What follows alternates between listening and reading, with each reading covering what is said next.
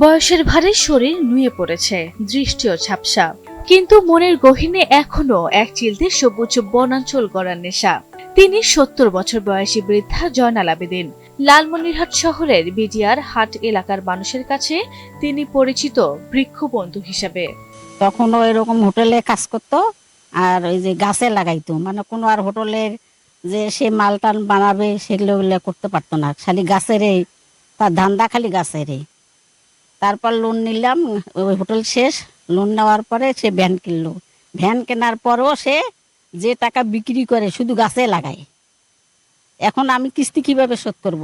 তখন ওই ভ্যান বিক্রি করি কিস্তি শোধ করা হয়েছে।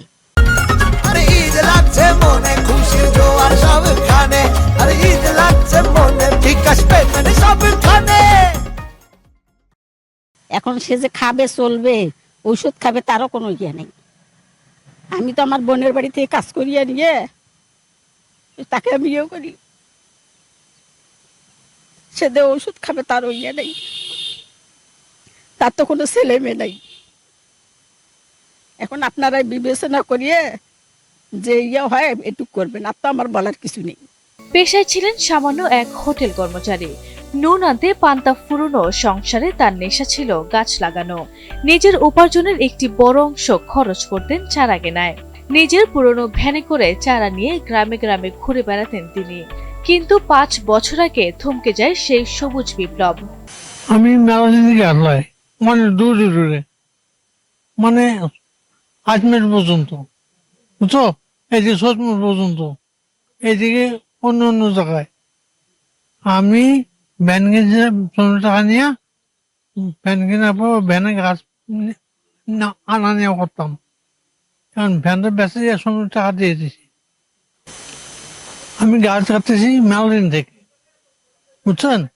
এখন শরীর অসুস্থ পাই না, আর টাকা পয়সা নাই হাতে।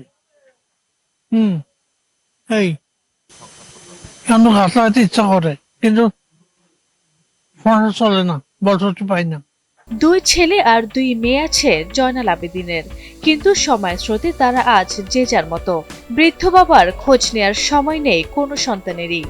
স্ত্রীকে নিয়ে অন্যের জমিতে বাস করে এই মানুষটির শেষ সম্বল এখন শুধুই প্রকৃতিকে নিয়ে দেখা একরাশ স্বপ্ন।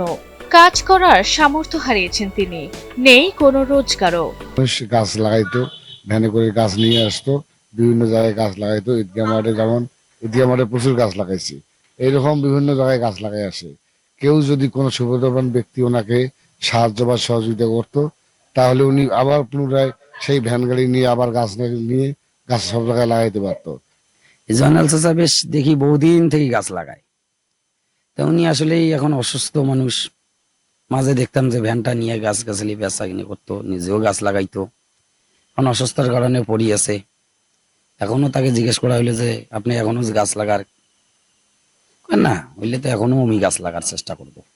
এখন ওনার বয়স হয়ে গেছে, হাঁটাচলা ঠিক মতো করতে পারে না, হয়তো নিম্ন কাজ করে, জীবন চলে না ঠিক মতো। ওনার ইচ্ছা আছে যে পূর্বের মতো যদি গাছ চারা উনি লাগাইতে পারতো, ওনার ভালো লাগতো, কিন্তু অর্থাভাবে বর্তমানে ওটা পারতেছে না, ইচ্ছা থাকা সত্ত্বেও।